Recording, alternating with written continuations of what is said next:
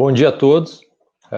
É um prazer estar aqui compartilhando esse espaço agora com o Dr. Gustavo Prado, que logo vai estar aqui presente. Eu gostaria de agradecer, então, à Sociedade Gaúcha de Pneumologia e Tisiologia pelo convite, pela oportunidade de estar aqui nesse evento agora, nesse simpósio satélite patrocinado pela Astra, em que nós vamos discutir um pouco de oncologia torácica. Tá? Eu acho que é um tema importante na realidade do cirurgião, do pneumo, do dia a dia, basicamente, do que nós fazemos, e é extremamente desafiador e importante. Para dar início, então, eu convido o Dr. Gustavo Prado, que é pneumologista da FAMUSP, doutor em pneumologia, professor do Departamento de Cardiopneumo da Faculdade de Medicina da Universidade de São Paulo e ação médica do Hospital Alemão Oswaldo Cruz. Dr. Gustavo, é um prazer compartilhar esse evento contigo e fica a teu critério aí agora, depois nós discutimos. Olá, Spencer, bom dia a todos. Em primeiro lugar, muito obrigado pela oportunidade de participar desse congresso, tenho acompanhado o conteúdo de altíssimo nível, as apresentações todas desde ontem, e obrigado também, além da SPTRS, a AstraZeneca, pelo apoio ao evento. E a ideia é a gente discutir um pouquinho do que mais diz respeito ao nosso papel como pneumologista e cirurgião torácico no manejo do câncer de pulmão, que é o diagnóstico, né, e o manejo inicial do diagnóstico, o estadiamento, e como que vai ser prognosticado e determinado o tratamento desse paciente. Acho que a primeira coisa que vale a pena a gente conversar, até porque houve uma publicação bastante recente esse ano sobre isso, é o rastreamento, o que aconteceu e quais foram os achados do estudo Nelson, recentemente publicado, né, o estudo belga-holandês de rastreamento. E agora eu vou rapidamente fazer essa revisão de rastreamento, depois o Spencer vai discutir um pouquinho sobre diagnóstico e estadiamento, e a gente apresenta alguns casos muito dinâmicos para a gente discutir vias de acesso para o diagnóstico do câncer de pulmão naquelas situações em que a gente evidencia um achado anormal do exame de imagem, seja pelo rastreamento ativamente, seja de forma incidental ou pela procura direta do paciente. Então, eu vou iniciar agora o compartilhamento da minha tela. Espero que vocês estejam vendo. Bom, então, nesse simpósio, primeira coisa, gostaria de declarar os meus potenciais conflitos de interesse, a maioria relacionado a ações de educação médica, e passar adiante só para uma contextualização histórica. No mundo, a gente tem a cada ano 2 milhões de casos de câncer de pulmão, e com uma estimativa de mortalidade por volta de 1.700.000 pacientes anualmente. No Brasil, a estimativa do INCA é de que as cifras fiquem em torno de 31 mil casos novos a cada ano e uma mortalidade estimada de 27 mil casos. E no diagnóstico, infelizmente, a maioria desses casos, como vocês podem ver nesse quadro, se apresenta com estadio localmente avançado e metastático, o que já implica numa mortalidade maior, uma sobrevida mais curta e tratamentos mais complexos, mais dispendiosos, naturalmente relacionados também por si a uma morbimortalidade maior. Então, o nosso objetivo é tentar antecipar o diagnóstico para um momento de doença precoce em que o prognóstico do paciente seja muito melhor e a possibilidade do tratamento com intenção curativa também seja maior. E nesse sentido que a gente tinha de evidência nos últimos 10 anos, desde a publicação do estudo norte-americano de câncer de pulmão, né, realizado aí com uma amostra de quase 54 mil pacientes, com um critério de elegibilidade de idade entre 55 e 74 anos, uma carga tabágica de pelo menos 30 anos maço, fumantes ou ex-fumantes há menos de 15 anos, e com um desenho que contava aí um braço controle de raio-x e o braço ativo da tomografia de baixa dose, realizado a partir do momento de ingresso no protocolo e anualmente por 2 anos, os pacientes foram seguidos em média por 6 anos e meio. O que a gente já sabe, algo bastante já cristalizado na literatura, é que esse estudo evidenciou de forma bastante robusta uma redução na mortalidade por câncer da ordem de 20%, também uma redução estatisticamente significativa na mortalidade geral de quase 7%. E, interessantemente, não foi só às custas do sobrediagnóstico de doença precoce indolente, ou seja, mais casos foram diagnosticados precocemente, às custas de menos casos diagnosticados em estágios localmente avançado e metastático, ou seja, houve a antecipação do diagnóstico, o fenômeno do stage shift, o que corrobora esse benefício do rastreamento do câncer de pulmão como uma estratégia de antecipação do diagnóstico e, com isso, mudança da história natural da doença.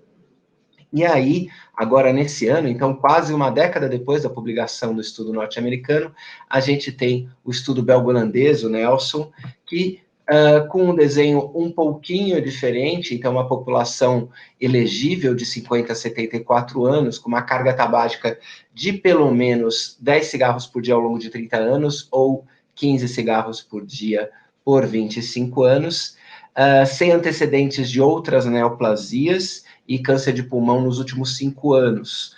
A estratégia de recrutamento também envolveu o convite a partir de registros populacionais, então, de certa forma, minimizou o risco daquele viés da procura voluntária por um programa de rastreamento, ou daqueles pacientes com suspeita de doença, ou daqueles que naturalmente já têm um compromisso maior com o cuidado da saúde. Então, elimina todos esses vieses relacionados à busca voluntária de programas de rastreamento. O desenho também envolvia um braço controle que era apenas de observação clínica, então não havia nenhum exame ativo programado para a população alocada no grupo controle, e no grupo intervenção era a tomografia de baixa dose, no momento do ingresso no programa de rastreamento, após 1 ano, após 2 anos e após 2 anos e meio. Então, não só a intervenção foi testada, como também o intervalo entre cada round de rastreamento foi avaliado nesse protocolo. E uma coisa interessante é que ele incorporou uma estratégia que visava diminuir o overdiagnosis de achados positivos quando simplesmente ultrapassasse o valor de corte de 4 milímetros, como era classicamente no estudo norte-americano, e adotou uma estratégia de característica do nódulo, volumetria e padrão de crescimento, como a gente vai ver. Então, todos os achados positivos, todos os nódulos, eram avaliados do ponto de vista de volume, através de software específico, e aqueles que tinham menos de 50 milímetros cúbicos, o que dá aproximadamente aí uns 6 milímetros de diâmetro, eram considerados achados negativos e deixados para serem avaliados novamente no próximo round. Aqueles que tinham nódulos grandes, 500 milímetros cúbicos, o que dá aproximadamente 10 milímetros de diâmetro, eram achados positivos e encaminhados para avaliação do pneumologista quanto à necessidade de investigação invasiva ou outros exames complementares. E aqueles que se situavam exatamente nesse intervalo, entre 50 e 500 milímetros cúbicos, é o sinal amarelo do achado indeterminado. E, com isso, eles eram estratificados agora não só em relação ao volume, mas em relação ao padrão do crescimento. Aqueles que não tinham crescimento em volume de pelo menos 25%, nessa tomografia realizada precocemente em 3 meses, eram considerados negativos e seguiam conjuntamente com aqueles nódulos pequenos para o próximo round. Aqueles que tinham um crescimento superior a 25% em volume, era avaliado o tempo de dobra em volume. E esse tempo de dobra em volume, quando muito longo, 600 dias ou mais, era considerado um padrão de crescimento benigno, apesar de positivo, e esses pacientes alocados para o próximo round de rastreamento, aqueles que tinham um padrão de crescimento intermediário, ou seja, com tempo de dobra de volume entre 400 e 600 dias, eram mantidos para avaliação em 1 ano, porque a depender do round em que isso fosse avaliado, ele poderia cair no segmento depois de 2 ou 2 anos e meio, então necessariamente esses de tempo de dobra de volume entre 400 e 600 dias eram reavaliados em 1 ano, e aqueles que já tinham crescimento volumétrico em 3 meses superior a 25% e um tempo de dobra calculado como menos de 400 dias, ou seja, um crescimento rápido, eram também, juntamente com aqueles que tinham nódulos grandes no primeiro achado, considerados avaliação positiva, encaminhados para investigação diagnóstica. Com isso, conseguiu-se reduzir bastante o que era a maior fragilidade do estudo norte-americano, que era aquela enorme profusão de achados falsos positivos, porque qualquer nódulo que tivesse pelo menos 4 milímetros era chamado de positivo no NLST. Então, aí, esse critério de volumetria e de padrão de crescimento consegue eliminar a imensa maioria dos achados positivos, mas provavelmente benignos, e elencar aqueles pacientes de mais alto risco para uma investigação complementar provavelmente invasiva, com isso, otimizando o uso do recurso e reduzindo o risco de exposição a exames adicionais para aqueles pacientes que verdadeiramente não têm doença.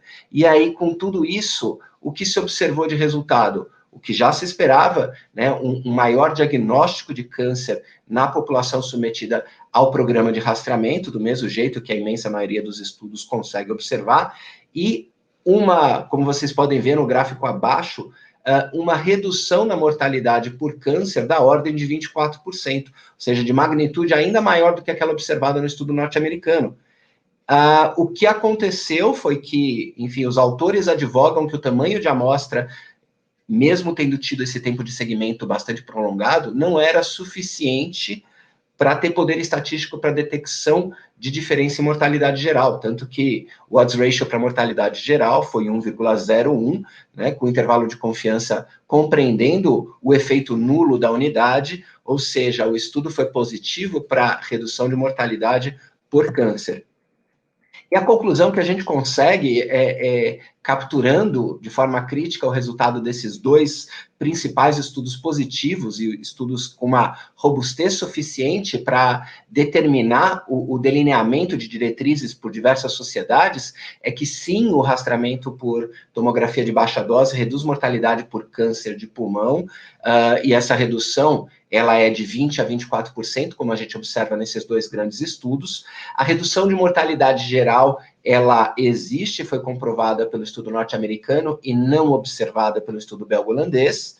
E essa estratégia de rastreamento com tomografia de baixa dose em intervalos anuais, ela é defensável na população de alto risco, com aquela característica de idade e status tabágico definido pelo próprio critério de elegibilidade desses dois estudos, se houver uma suficiência da fonte pagadora, seja saúde suplementar, seja programas públicos, seja programas privados, mas uma suficiência da fonte pagadora para o custeio não só do programa em si, mas de todos os desdobramentos táticos que ele eventualmente venha deflagrar do ponto de vista de realização de exame complementar, de achado incidental de outras comorbidades, da realização de testes invasivos, cirurgias, etc. Então, o programa de rastreamento ele não é apenas a tomografia, ele é a avaliação crítica desses achados por um grupo bastante experiente, que é a outra premissa para a realização do rastreamento, é que você minimize o risco de um paciente sem doença, ou nesse momento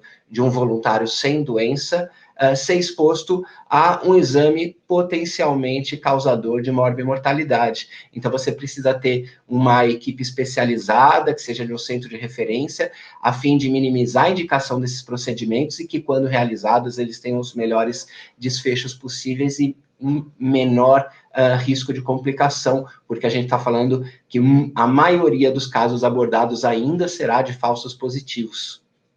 E quando a gente encontra esses achados, enfim, um nódulo pulmonar, e que merece a investigação por ter características da sua morfologia ou do seu padrão de crescimento e os fatores de risco do paciente que indiquem uma exploração adicional, como é que a gente vai fazer?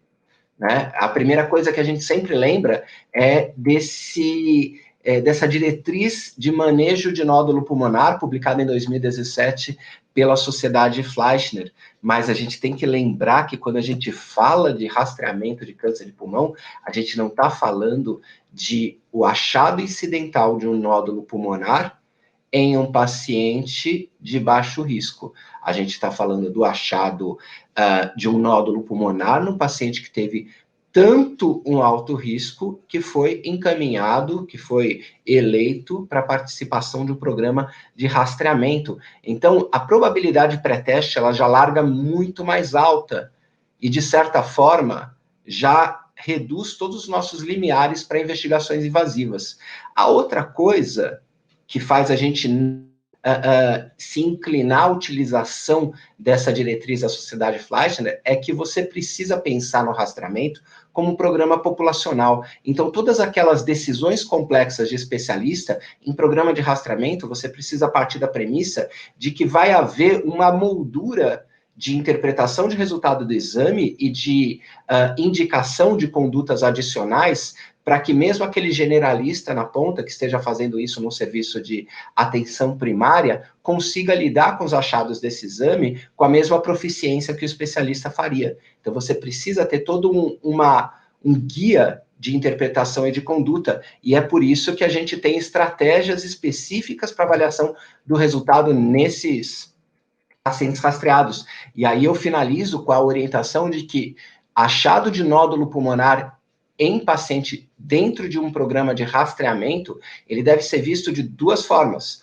Ou a gente pede a volumetria para o radiologista, que ele consegue calcular através de software, e a gente usa aquele fluxograma de NOD-CAT, de GROW-CAT, do estudo Nelson. Isso é publicamente disponível nas publicações que antecederam a publicação final dos resultados e todos aqueles artigos que citaram a metodologia do estudo, ou uma metodologia já bastante utilizada em outros programas de rastreamento, que é o Langerhans, né? Do mesmo jeito que a gente tem o BIRADS para mama e assim por diante, a gente tem o Langerhans para pulmão, em que o laudo ele é estruturado e ele instrumentaliza o profissional de saúde que vai receber esse laudo, a qual é o próximo passo a partir desse achado. Então, quando a gente pensa do ponto de vista populacional, é preciso uma ferramenta que homogeneize o cuidado desse paciente. E aí o Langerhans se presta de forma muito boa a isso. E o laudo, além de toda aquela descrição que habitualmente a gente recebe, ele vai ter a categorização do achado em score e Langerhans. E aqueles pacientes que têm exames negativos, é o Langerhans 1, você continua no programa, né? Pacientes com nódulos de achados benignos, eles são categoria 2 e continuam no programa de rastreamento para os próximos 12 meses. O risco de malignidade para esses nódulos ainda é muito baixo, né? E lembrando, eles compreendem 90% da população. Agora, quando a gente já passa para as categorias mais altas, os ainda provavelmente benignos, categoria 3, mais de tamanho maior ou parcialmente sólido, você antecipa o retorno com uma tomografia de baixa dose para 6 meses, né? Como a gente vê aqui no manejo da categoria 3. E as duas categorias que a gente precisa de maior atenção, porque são aquelas situações em que quase sempre a gente vai deflagrar um exame adicional, muitas vezes um exame para amostragem histopatológica do material desse nódulo, são as categorias 4, a 4A é o suspeito, que ainda te permite, né, em nódulos sólidos um pouco maiores, ou parcialmente sólidos também um pouco maiores, ou endobrônquicos, ou a realização de um exame de imagem precoce, pode ser um matomo ou um PET, ou a exploração histopatológica, e, por fim, né, o 4B e o 4X, que são os de alto risco, que até se faculta a possibilidade de um teste de imagem adicional, mas normalmente se indica a abordagem diagnóstica invasiva com o método de que você dispuser e que seja mais apropriado para aquele achado, para aquela topografia do nódulo que foi identificada, para aquela relação anatômica com as estruturas circunjacentes. Então,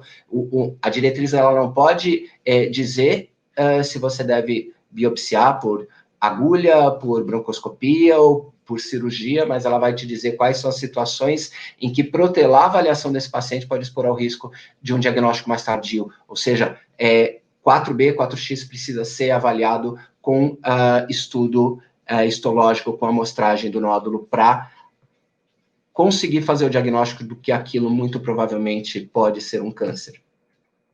Lembrar que o objetivo é diagnóstico precoce e mínima intervenção em falso positivo, por isso que essa moldura de interpretação e de conduta do Langerhans, ela instrumentaliza o profissional de saúde a saber lidar com esses achados que são, às vezes, tão complexos para a gente que trabalha na especialidade. Imagina se num programa populacional generalista tiver que avaliar criticamente características, morfologia, tamanho dos nódulos. Então, basicamente, a gente precisa pensar em mínimas intervenções de falso positivo e diagnóstico precoce daquele com alta probabilidade.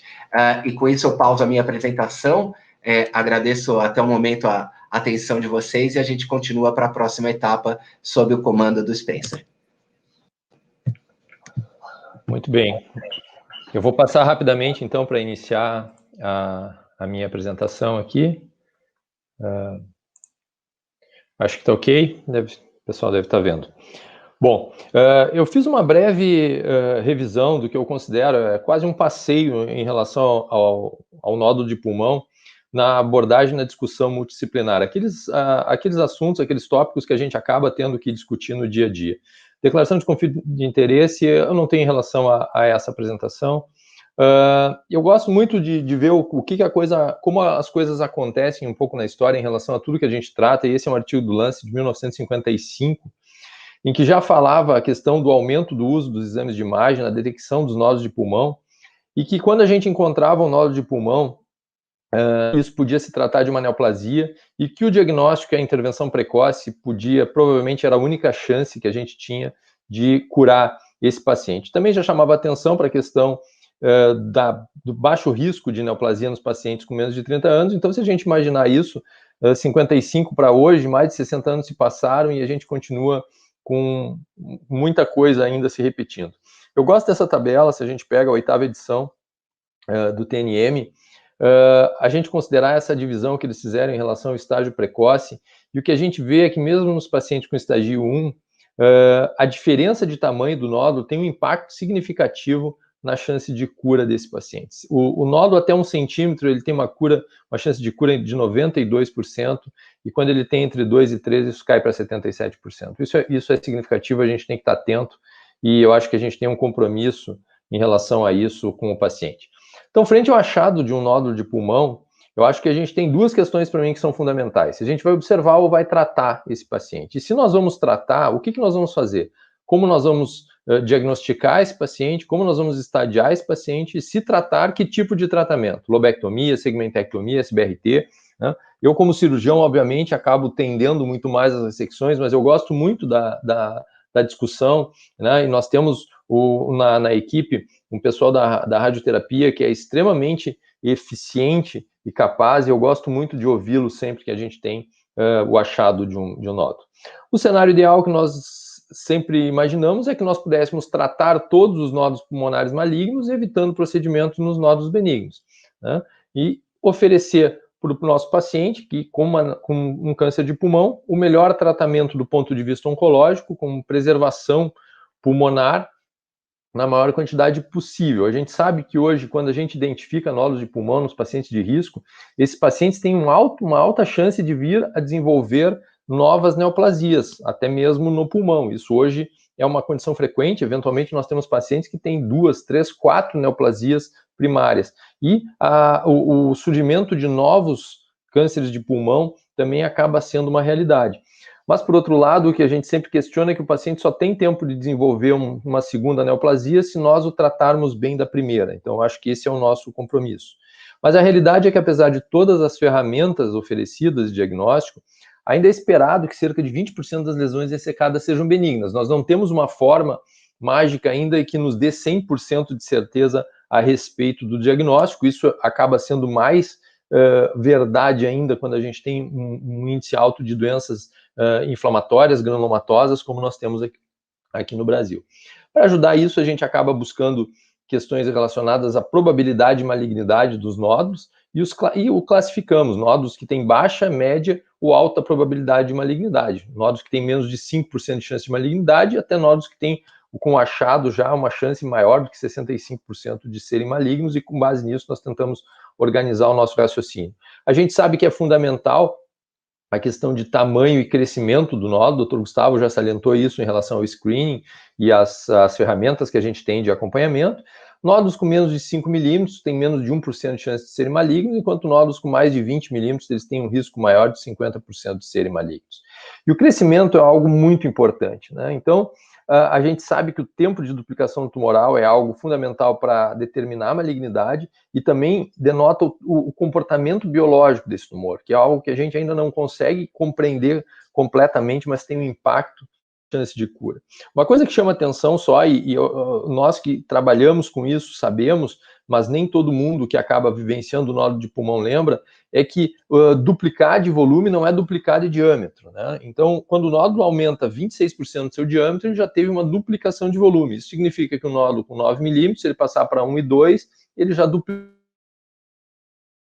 O médio de duplicação das neoplasias esperadas é em torno de 400 dias, mas a gente sabe que tem alguns nódulos que acabam levando até mesmo mais tempo, nódulos bem diferenciados. E algo importante quando a gente acompanha, a gente tem esse acompanhamento de nódulo de pulmão, é que cerca de 20% das neoplasias elas podem apresentar algum grau de redução no acompanhamento. Então a gente tem que estar atento também para não considerar isso como um fator de benignidade, o que pode vir a nos enganar. Aqui 2 exemplos breves de uma lesão que surgiu no paciente de alto risco, lobo superior direito, pequena lesão, semissólida, que era uma neoplasia, aqui já uma lesão com mais de 3 centímetros, então uma massa pulmonar. Os fatores de risco relacionados: espiculação, retração pleural, localização em lobos superiores, presença de broncograma aéreo, realce no contraste de mais de 20 unidades Rauscher, isso aumenta o risco de malignidade. Então, tudo isso a gente pode calcular, obviamente, existem ferramentas também que nos ajudam a calcular o risco de malignidade, mas todo mundo que tem o dia a dia no tratamento e no acompanhamento desses nódulos de pulmão acaba já utilizando isso muito bem para a estimativa de malignidade de um nódulo de pulmão. Uma discussão que sempre surge em relação ao PET-CT, o PET-CT é indiscutível em relação ao estadiamento de nódulos de pulmão, né, das neoplasias de pulmão, mas muitas vezes se questiona, poxa, eu fiz um PET-CT e aí isso me ajuda no diagnóstico? Os nódulos que são principalmente nódulos sólidos com mais de 8 milímetros, o PET-CT ele tem uma sensibilidade de 89%, uma especificidade de 75%. Então, ele pode nos ajudar, mas a gente tem que sempre lembrar que ele pode ter o falso positivo, pode ter o falso negativo, né? A gente, na doença granulomatosa, ele pode ser falso positivo, e nos nódulos que têm uma atividade biológica baixa, ele pode ser um falso negativo, e ainda assim a gente se deparar com uma neoplasia. Já nas lesões subsólidas, sensibilidade e especificidade muito baixa do PET, então a gente não deve usar isso como uma ferramenta de diagnóstico. Quando que a gente aborda, né? Aqui eu coloco novamente abordagem cirúrgica, tendência do cirurgião, mas usar todas as ferramentas que a gente pode ter para tratamento.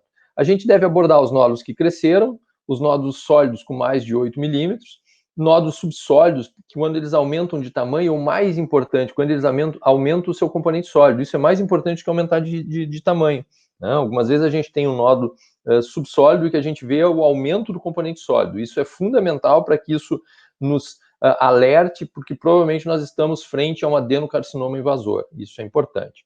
Outra condição importante que eu acho que a gente tem que levar em consideração, Gustavo também comentou a respeito disso, em relação à diferença quando a gente tem achado incidental, a gente tem screening, é que a gente tenha também a atenção retomada, porque alguns pacientes, alguns nódulos, eles podem regredir, eles podem desaparecer, obviamente eram nódulos inflamatórios, né? Até 37% de nódulos em vidro fosco e até 48% de nódulos parcialmente sólidos podem desaparecer. Aqui um achado demonstrando uma senhora, essa era uma paciente em idade de risco, grande fumante, um achado de uma lesão descrita com 1,5 centímetros, já havendo um componente sólido de 6 milímetros, o que já é bastante significativo para alto risco de neoplasia. Um controle precoce mostrou o desaparecimento da lesão. Então, chamando atenção para isso, para que a gente fique atento. Ainda em relação ao diagnóstico, a gente deve funcionar sempre, a gente tem que lembrar que a sensibilidade é de 90%, uma especificidade de 99% para as doenças malignas, mas também que cerca de 15% a 30% podem não ser conclusivas, né? E dessas, quase metade dessas não conclusivas ainda são neoplasias. O que isso nos leva a pensar? Eu acho que ter o diagnóstico antes do tratamento é fundamental, deixa muito mais tranquila a decisão, mas a gente tem que considerar que o não diagnóstico não é ausência de neoplasia. Isso é um erro infelizmente frequente, né? A gente acaba pegando, principalmente quando visto por não especialistas, fez uma tomo, funcionou, está negativa, a senhora não tem neoplasia, volte daqui 1 ano, 2 anos e volta com um estadio avançado. Então, ter atenção quanto a isso. Estadiamento mediastinal, que é outra discussão nas reuniões multidisciplinares, a gente pode prescindir da avaliação mediastinal no tratamento das neoplasias de pulmão. O estadiamento mediastinal, seja por EBUs, mediastivates, não vou entrar aqui nas particularidades de cada um, ele é obrigatório. Nas pacientes que têm lesões com mais de 3 centímetros, pacientes que têm linfonodos com mais de 1 centímetro na tomografia ou tem um PET-CT captando em qualquer linfonodo. E também nas lesões pulmonares centrais. Nos tumores T1, de A a C, com tomografia normal, não mostrando aumento linfonodal, PET negativo, um deles, né, não necessariamente precisa ter tomo e PET, a chance de haver linfonodo positivo no mediastino é menor do que 4%. Tem alguns estudos que avaliaram essa chance em torno de 1 a 1,5%, demonstrando que não tem impacto a realização da mediastinoscopia nesses pacientes, mas é a única situação específica em que nós podemos prescindir da avaliação. Em relação ao tratamento, qual a melhor ressecção? Novamente, não vou entrar em relação a SBRT. Essa é uma discussão antiga, segmentectomia versus lobectomia. Lobectomia tem um trabalho seminal da década de 50, século passado, mostrando ela como tratamento padrão ouro no tratamento das neoplasias de pulmão, e isso persiste até hoje. Em esse estudo de 95, o Dr. Ginsberg, que foi fundamental no estudo do câncer de pulmão, tentou comparar a lobectomia com ressecção mais econômica, mostrando uma maior taxa de recidiva no grupo da ressecção subar, e esse estudo acabou, naquela época, sepultando as ressecções menores.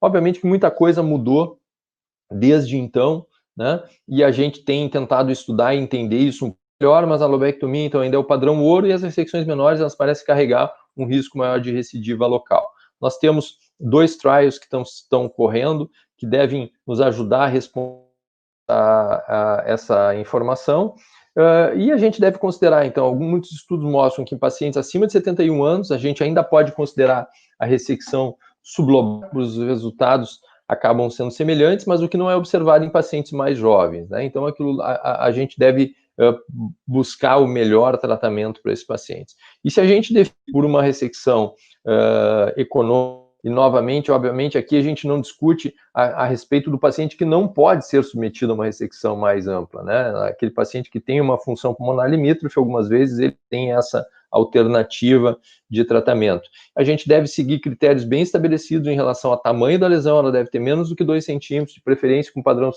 semissólido. Linfonodos devem obrigatoriamente ser negativos, estadiamento mediastinal, todos os linfonodos regionais devem ser abordados antes dessa decisão. Rapidamente, uma coisa que chama muita atenção atualmente é o tal do STAS, né, o Spread to Airspace, que é algo que vem se avaliando, que é a disseminação de células tumorais perilesional. Isso talvez tenha um impacto na questão dessa ressecção sublobar, é algo que a gente tem que estar atento, talvez discutir em relação à radiologia, se há alguma evidência disso, embora seja muito difícil de detectar, porque isso pode ter um impacto significativo. A gente acaba fazendo uma ressecção mais econômica e esse paciente recidiva. Aqui ainda não é em relação à discussão, depois nós vamos ver alguns casinhos com o Dr. Gustavo, mas só para demonstrar a importância disso e o achado, uma coisa que incomoda a todos nós a despeito das discussões multidisciplinares, que é o comportamento biológico das lesões. Aqui a gente tinha um paciente de alto risco para neoplasia, com o surgimento de uma lesão, essa lesão persistiu no acompanhamento, radiologicamente era compatível com adenocarcinoma, tinha 1,3 centímetros, nós fizemos uma marcação através de um coil dessa lesão e fizemos uma ressecção econômica, uma segmentectomia regrada do segmento apical do lobo superior direito.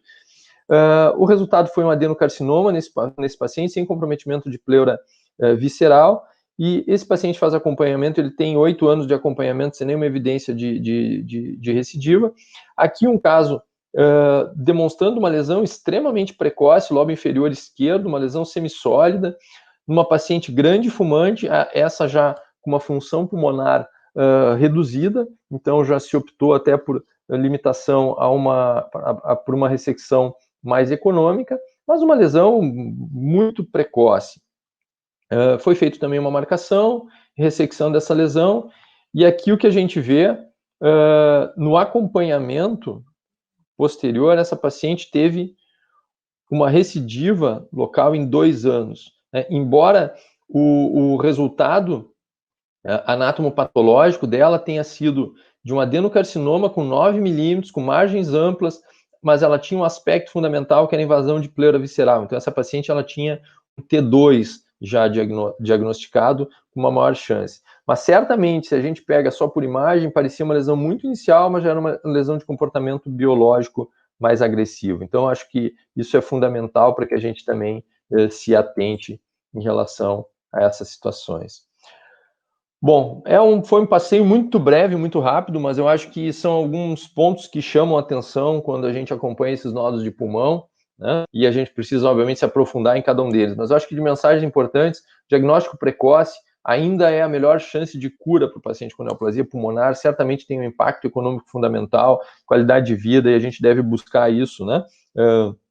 Já que nós não conseguimos fazer a população toda parar de fumar, talvez no futuro próximo, acho que o nosso compromisso é tentar fazer o diagnóstico precoce e não esquecer disso. A gente tem que ter atenção frente ao achado de um nódulo suspeito, né? Eu acho que nosso grau de suspeição tem que ser alto, e sempre a discussão multidisciplinar a respeito de melhor forma de conduta é o que nos leva a ter a melhor chance de sucesso no tratamento desses pacientes.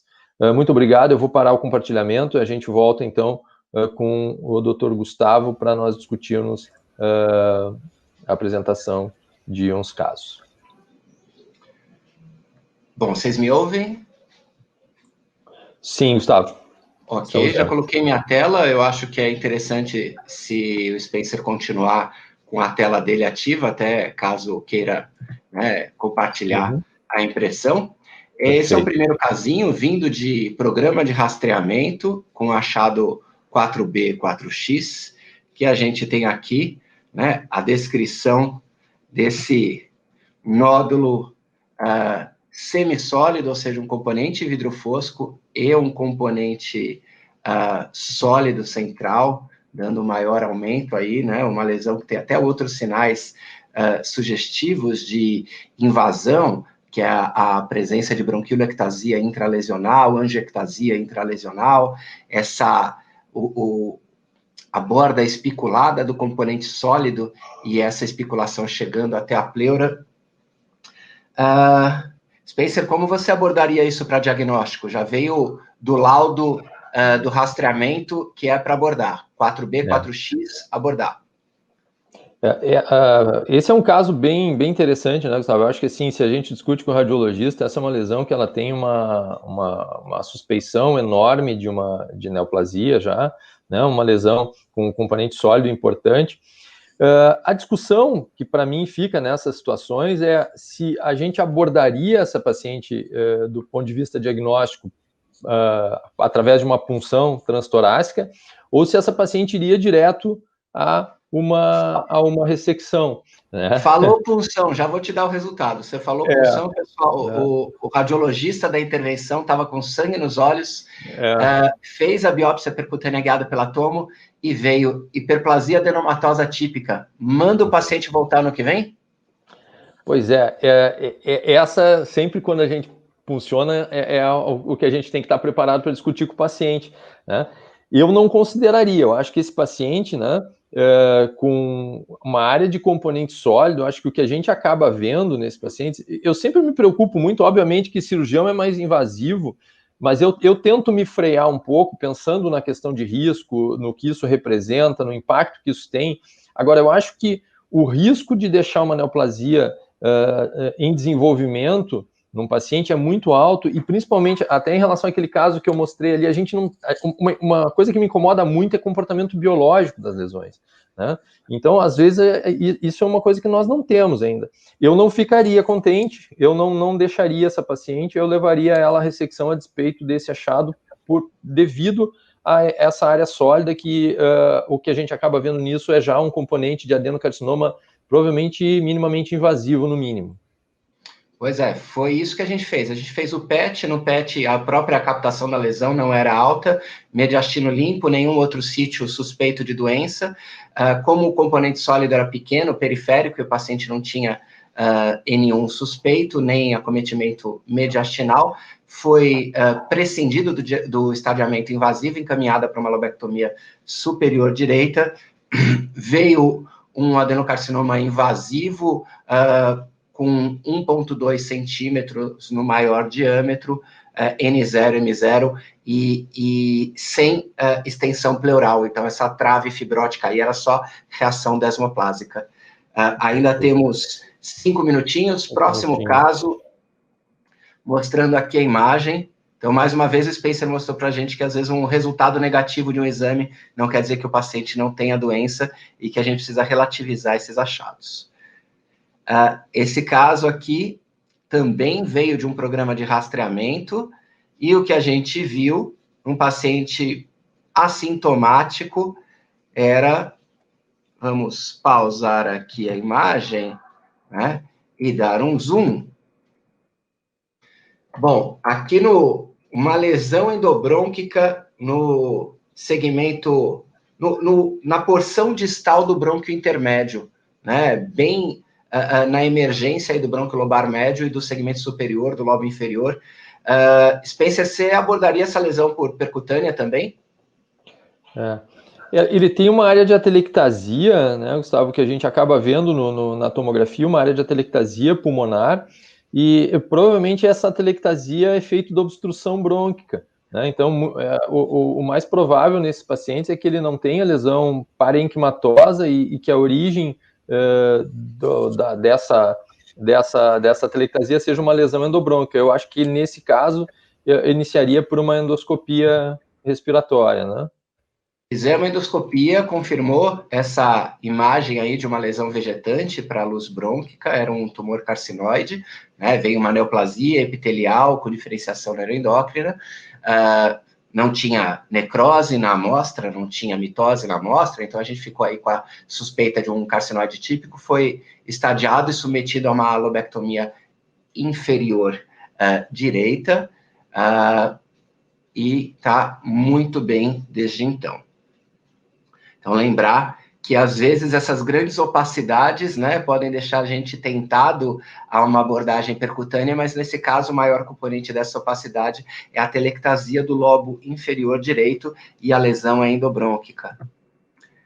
Perfeito. Mais um casinho, checando aqui no meu relógio, temos mais 2 minutos de sessão. 2 minutinhos. Então, essa é uma paciente desta semana, e eu vou dizer o que eu fiz. O nódulo semissólido, feio, né? Também, mais uma vez, com aquelas estrias e com bronquiolectasia no interior dele, dilatação do vaso no interior dele. Então, aparentemente, essa disrupção arquitetural que mostra aí uma reação do estroma desse microambiente tumoral, muito provavelmente tumoral, a presença de célula neoplásica já invasiva, né? E não querendo perder tempo com a possibilidade de um achado negativo numa biópsia percutânea, a gente indicou já a ressecção, né? Então, foi feito o PET, no PET não tinha marcação em nenhum sítio, né, como era de se esperar, a própria captação da lesão era muito pequena, e essa paciente foi encaminhada para lobectomia inferior direita. Então, não optei pela percutânea. Poderia? Sim, poderia. Seria interessante se isso confirmasse a hipótese diagnóstica? Seria. Agora, com essa probabilidade pré-teste, eu valorizaria um achado negativo? Muito provavelmente não, né?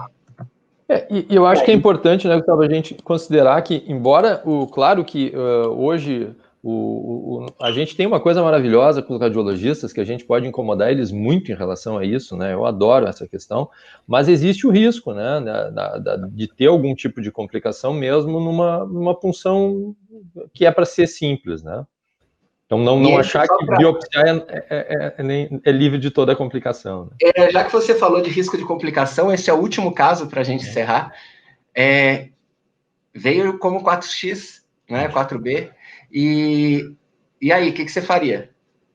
Esse é bom de levar pro radiologista, né? Que nem diz, aquele que tu não gosta e dizer para ele que tu precisa muito dessa punção, né? Eu acho que é um paciente o problema nesse paciente, algumas vezes sendo, que é o tipo de paciente que o risco cirúrgico de qualquer tipo de abordagem é maior, né? Mas eu acho que é um paciente que a chance de uma complicação da punção é muito alta, né? Então, se ele tiver também condições clínicas e for possível, é bem provável que vá à ressecção. Ele tem uma coisa boa que é uma lesão no lobo superior direito, né? E onde ele parece ter bastante enfisema. Exato, que algumas isso que animou mais a gente. Né? Então, a sendo gente uma fez coisa que... O PET ficou aí como uma neoplasia precoce, né? T1N0, M0. A gente não fez estadiamento invasivo, fez a função pulmonar, era limítrofe, fez a ergospirometria, era boa, e fez uma cintilografia que mostrava que a perfusão do lobo superior direito, por conta da extensão dessa doença enfisematosa, era praticamente nenhuma, então já tinha uma exclusão funcional do lobo superior direito, e a gente encaminhou o paciente para a lobectomia superior direita, ele saiu muito bem, e o diagnóstico era de adenocarcinoma. Então, só para finalizar aqui a apresentação, né, já exatamente no nosso tempo, e fechar total. O compartilhamento da tela, e caso haja mais tempo, eu acho que eu e o Spencer estamos à disposição para discutir, senão a gente finaliza a sessão. Eu acho que a gente está já esgotando, né? Gostaria de agradecer novamente a Sociedade de Pneumologia aqui do Rio Grande do Sul, a Astra pela oportunidade. Doutor Gustavo, foi um prazer compartilhar a sessão contigo aí, foi muito bom. É bom que a gente à distância hoje pode compartilhar, e isso acho que é muito legal. Acho que então a gente pode... aprendizado. Eu também agradeço bastante aí a oportunidade de estar com vocês, e tanto a SPTRS quanto a Astra pelo apoio nesse simpósio. Legal. Então acho que vamos encerrar e passar para o Dr. Gustavo, que vai fazer o encerramento agora. Tá? Um bom dia a todos. Obrigado, Spencer, prezados amigos, prezados colegas. Bom dia, quase boa tarde nesse sábado, né? Eu quero agradecer muito a presença de todos os participantes. Chegamos a quase 500 participantes. Agradeço muito aos palestrantes que com certeza brilhantaram e tornaram o nosso evento gigante. Muito obrigado aos palestrantes. E enquanto acompanhava as aulas, eu me dei conta que nós, médicos de pulmão, a gente consegue estimar função pulmonar, estimar peak flow, estimar dano, né, do coronavírus no pulmão, 30%, 20%, 40%. Mas sentimento a gente não consegue estimar. E eu posso garantir para vocês que o nosso sentimento de orgulho e de satisfação, em nome da Sociedade de Pneumologia e Tisiologia do Rio Grande do Sul, é enorme, né? Não tem como dizer isso em números. E esse grau de satisfação tem um filme que acho que ele cabe bem para o momento, um filme que eu gosto muito, com o ator Tom Hanks, né, que é tão forte e tão perto, que é sobre um menino tentando entender a morte do pai no 11 de setembro, né? A distância que ele estava, ao mesmo tempo, tão perto. Isso somos nós, da sociedade, todos os pneumologistas. A gente está frente a uma tragédia que está acontecendo, que é a pandemia. A gente está distante, mas nós estamos tão forte, tão perto ao mesmo tempo. E assim que nós, da Sociedade Gaúcha, parabenizamos todos os médicos do Brasil, médicos de pulmão, pneumologistas, cirurgiões torácicos, pneumopediatra, radiologistas, torácicos e todas as demais especialidades envolvidas, né? Fica o nosso reconhecimento. E eu espero que em 2021, né, esse tão forte, tão perto, seja realmente um aperto de mão e um abraço, e que a gente possa congressar juntos, né? Muito obrigado de novo. Eu tenho 2 recados da nossa super secretária, né? Muito breve nós vamos estar com o link, tá? Para acesso, certo? Aos sócios, e a partir do dia 1º de outubro, a gente vai estar com os certificados disponíveis. Agradeço também aos parceiros, à indústria, também que nos ajudou de forma fundamental na construção do evento. Meu muito obrigado. Meu obrigado aos meus irmãos, colegas de direção, que transformou esse evento num sucesso. Tenham todos um feliz sábado, final de ano, né, fantástico, que melhore o que a gente está passando, e eu espero de novo que a gente se veja muito em breve. Considero encerrado o nosso evento. Tenham um bom dia e uma boa tarde. Muito obrigado.